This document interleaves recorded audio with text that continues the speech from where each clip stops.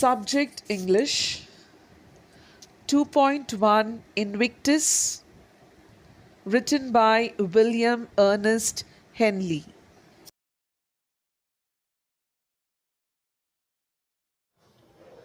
Invictus is a poem written by William Ernest Henley, inspired by events in his lifetime. The poet had tuberculosis, a common disease in the 1800s. To save his life, doctors decided that his leg must be amputated. Amputated means cut, should be cut. Okay, the right word is amputated. While recovering from the extensive foot surgery, which was an extremely painful procedure that required much recovery time, the idea of Invictus came to Henley. This near death experience, along with an impoverished childhood means he came from a poor family, contributed to the meaning of the poem. Invictus means unconquerable, in Latin, undefeated. Nelson Mandela was the first black president of South Africa. Most of his life was spent in prison protesting for apartheid. The poem Invictus was something that inspired him during this time to keep fighting for his belief. Now, this is just to tell you, children, how powerful this poem is. A president of South Africa, a very famous historical figure. He is inspired by this poem.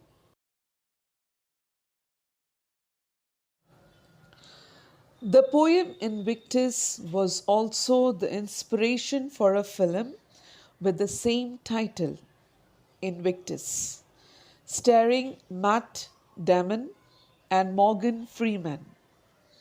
This movie was about the South African national rugby team hosting the 1995 Rugby World Cup after the dismantling of apartheid in South Africa.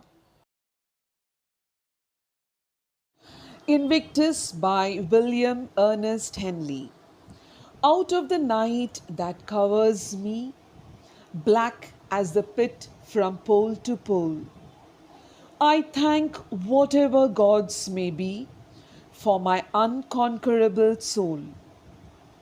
In the fell clutch of circumstance, I have not winced nor cried aloud. Under the bludgeonings of chance, my head is bloody but unbowed. Beyond this place of wrath and tears looms but the horror of the shade, and yet the menace of the years finds and shall find me unafraid. It matters not how strait the gate, how charged with punishments the scroll. I am the master of my fate. I am the captain of my soul.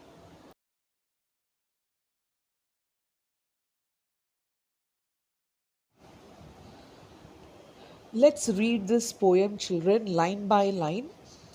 Out of the night that covers me, black as the pit from pole to pole. Here, see, children, what is important in this poem is in what circumstance is the poet writing the poem. He is in terrible pain. He is suffering from tuberculosis. His one foot is going to be amputated. He is going to be a handicap throughout his life. And in that painful circumstance, he writes this poem. And here he is referring to night as all the pain and all the hardship which we have to endure in his life, in our life. Black as the pit from pole to pole means he's saying that I don't know from where it starts and where it ends. There is no beginning and there is no end. In fact, he says that I'm getting used to it. I'm getting used to this pain. This trouble and this pain is getting part of my life.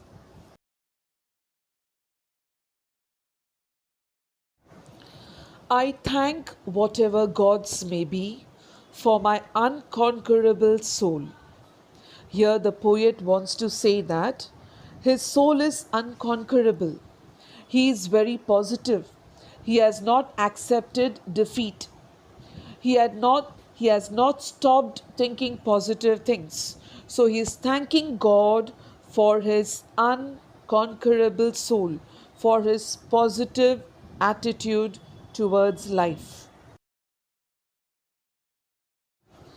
In the fell clutch of circumstance, I have not winced nor cried aloud.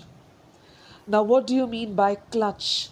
Clutch means a wicked trap.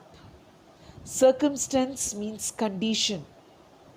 Winced, jerked with pain.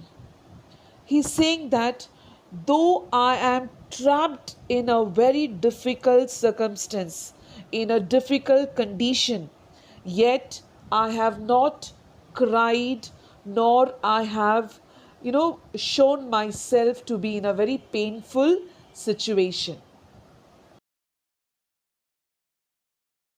Under the bludgeoning of chance, my head is bloody but unbowed.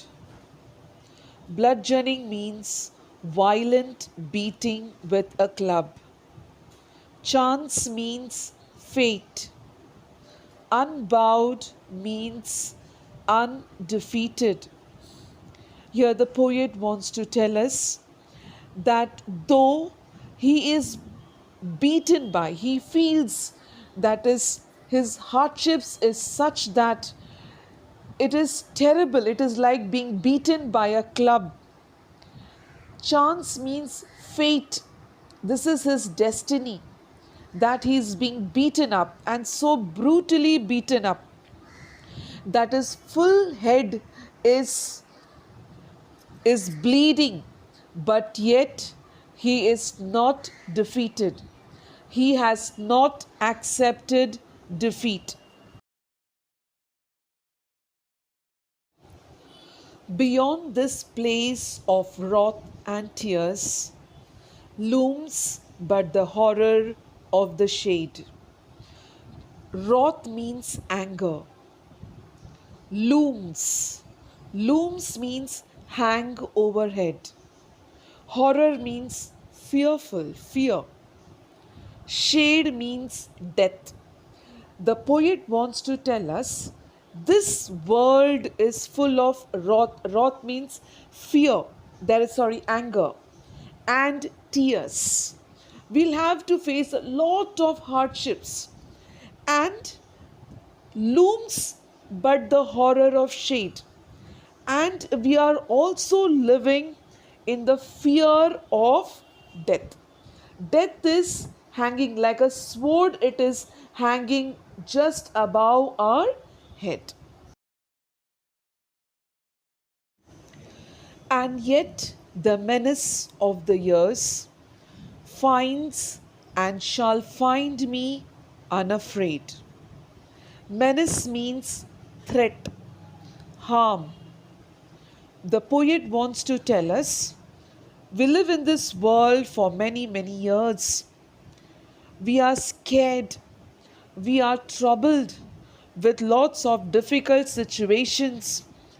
We are troubled with pain, with anxiety.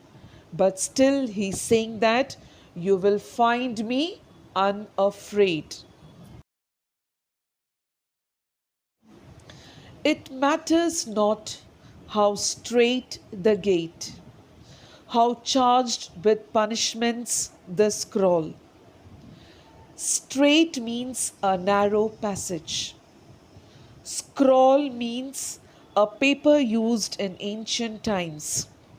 Here, this line refers to the religion, Christian religion, where the Christians believe that when you die, you go through a gate, and from this gate there is a divergence. If you lived a very comfortable, luxurious life when you were living on earth, then you will not go to heaven. But if you lived a very stressful, difficult life, and yet you were very positive, you were very loving, you were very spiritual, then in that case you will go to heaven. So here he believes that the difficulties in this earthly life will actually decide whether you are going to go to heaven or you are going to the other place.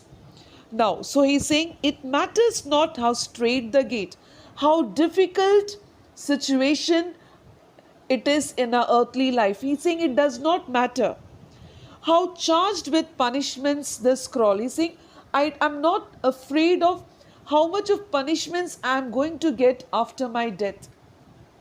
I'm not afraid. He's just not afraid of that. I am the master of my fate. I am the captain of my soul.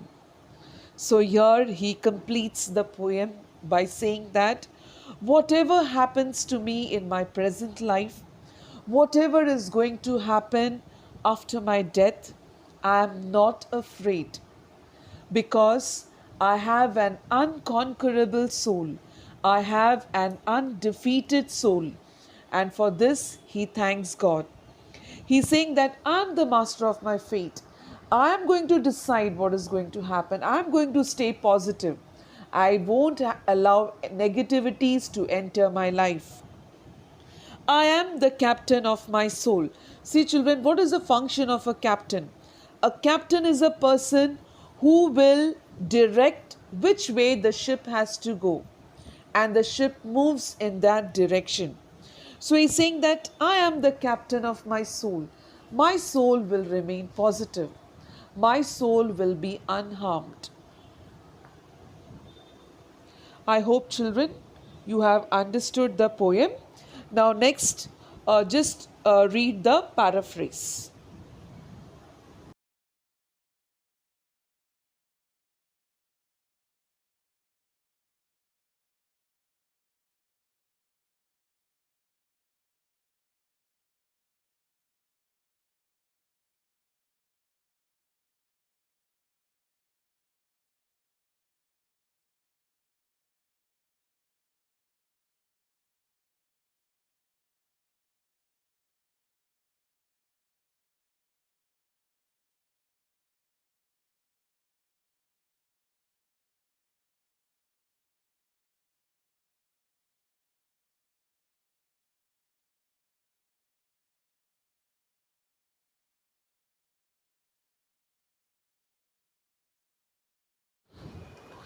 Children, this is the warming up session.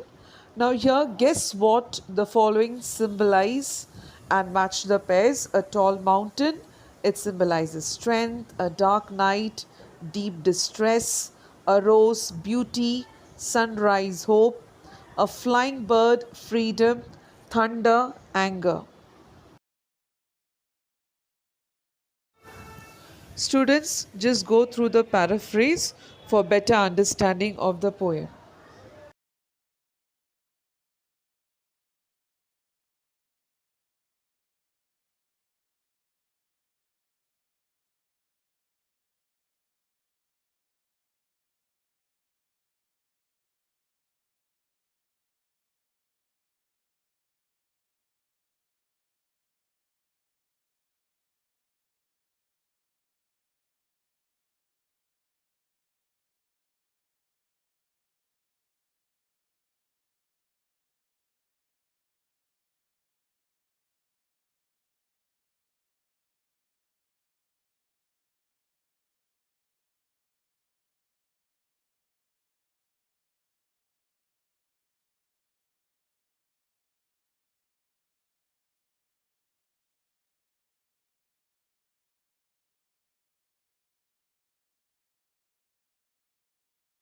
See, children, I have instructed you how to write the figures of speech.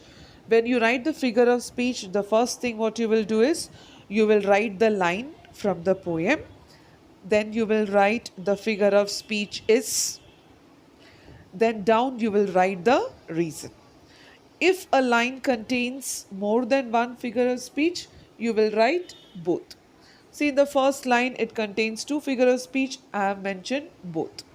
Now, second one, I am not going to write and give it to you, but I want you to listen to me and write it. Pause the video and write it yourself.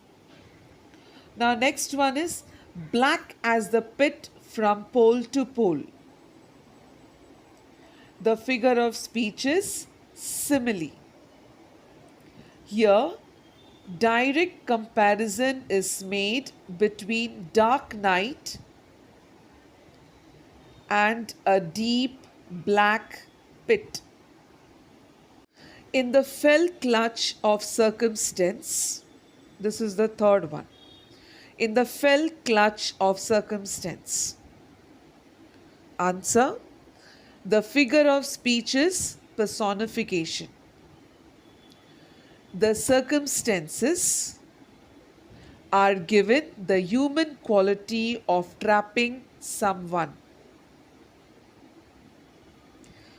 I repeat, third one, in the fell clutch of circumstance. Answer: the figure of speech is personification. Underline personification. Then down, write down. The circumstances are given the human quality of trapping someone. Fourth one, I am the master of my fate. I am the captain of my soul. Here, write down repetition. The figure of speech is repetition. The sound of the phrase I am is repeated. I repeat, the sound of the phrase phrase I am in inverted commas is repeated.